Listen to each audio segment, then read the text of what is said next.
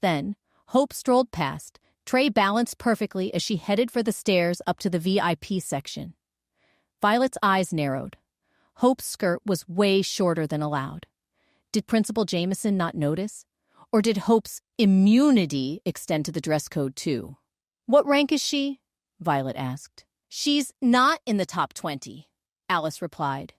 Violet raised an eyebrow. "Then who is she, and why is she up there?" "She's Autumn's, personal assistant." "Personal assistant?" "Yeah, like a lackey, servant, gopher, whatever." "Who's Autumn?" "Number 1. Violet's ears perked up. "You mean number 1 on the Luna board?" Alice nodded seriously. "Yep, Autumn Carson, number 1 elite student, and the only pure-blooded she-wolf in the whole school." That stopped Violet short. She didn't care about school politics, but this was different. A pure-blooded she-wolf? They were legendary, practically worshipped. Almost extinct, too. Alphas would practically kill for a chance to marry one. Marrying a pureblood meant the possibility of having a true werewolf baby, not one with diluted genes from a human-werewolf pairing. It wasn't hard to spot Autumn. Violet followed Hope's path until she set the tray down at a table where a girl with striking silver hair sat. The silver practically glowed under the dining hall lights, and Violet couldn't tear her eyes away. Autumn had this intense, magnetic presence. Before Violet could look away, Alice whispered, "And get this, I heard Autumn's supposed to marry one of the Cardinal Alphas after graduation." That was a bombshell. Autumn was marrying one of the Cardinal Alphas? Which one? Violet didn't even understand why she cared. It wasn't her business. But she had to know. As if she'd felt their stares, Autumn turned and locked eyes with Violet. Autumn Carson was stunning. Her vivid blue eyes were so captivating that they could make anyone stop in their tracks. Her heart-shaped face, pointed nose, and full lips were totally alluring. But beneath the charm, Violet sensed a coldness, like Summer's beauty was just a mask. It wasn't just her looks. It was her posture, the way she held herself, the way she looked down on everyone. To Summer, Violet was nothing.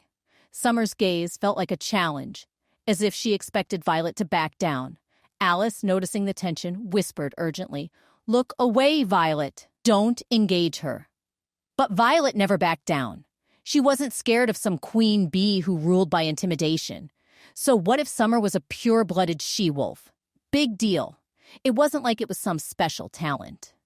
Violet knew the real reason purebloods were so prized, their ability to have lots of pure-blooded babies. It was all about boosting the werewolf population. Hope must have caught Summer's attention because Summer was the first to look away. That small victory gave Violet a flicker of satisfaction. She decided right then that she didn't like Summer, and it wasn't because Summer was supposed to marry one of the Cardinal Alphas. Violet honestly didn't care. She kind of hoped it was Asher. Maybe then he'd leave her alone. No, Violet disliked Summer because she knew girls like her, the ones who acted all angelic while hiding their true selves. They were wolves in sheep's clothing. "Let's go," Alice urged, pulling Violet away before things escalated. Alice swore Violet was going to give her a heart attack one of these days. The line moved quickly. When it was their turn, Violet's eyes widened at the food spread on the long, polished table. The luxury was unreal.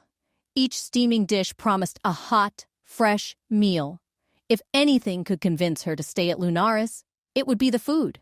It was a total food paradise, way better than anything she had back home.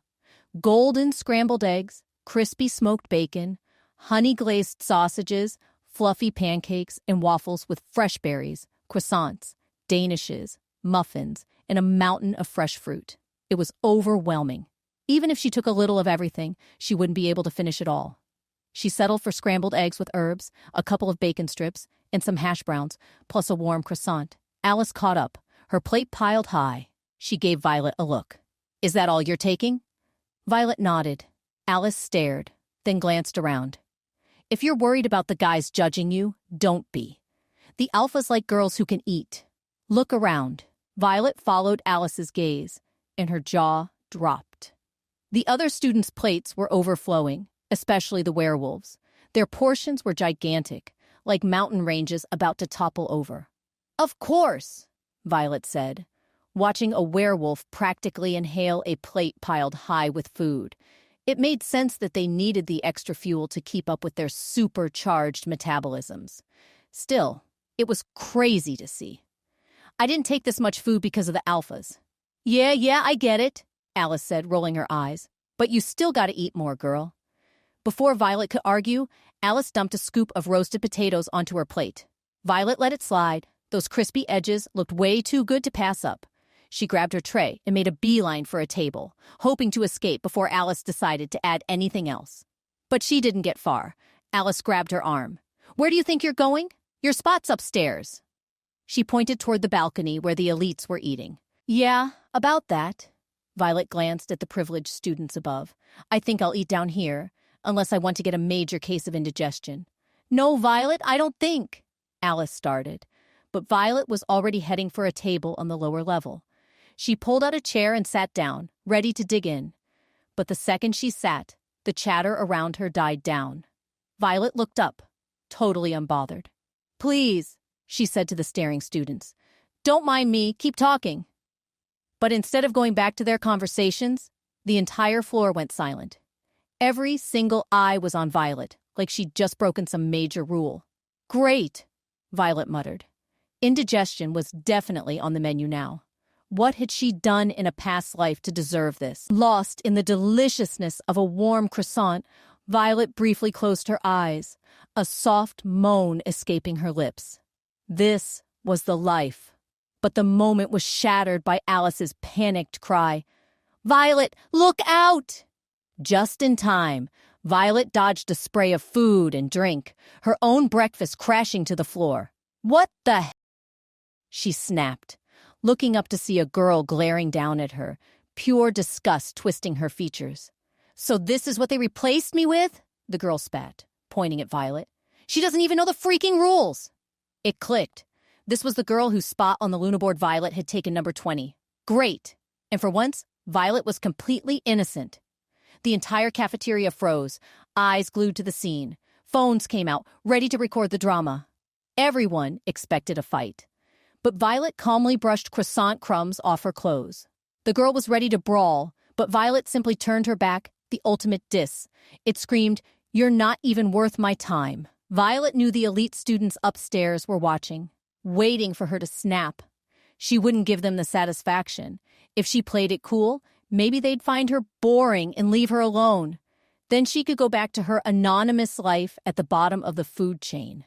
Bliss. Hey, amazing viewers, it's Violet here. Thanks for sticking with us. By the time of the release of this video, only 9% of our viewers have joined the party by subscribing, and 91% of you might miss out on our next mind-blowing video. So what are you waiting for? Hit that subscribe button and join the exclusive club.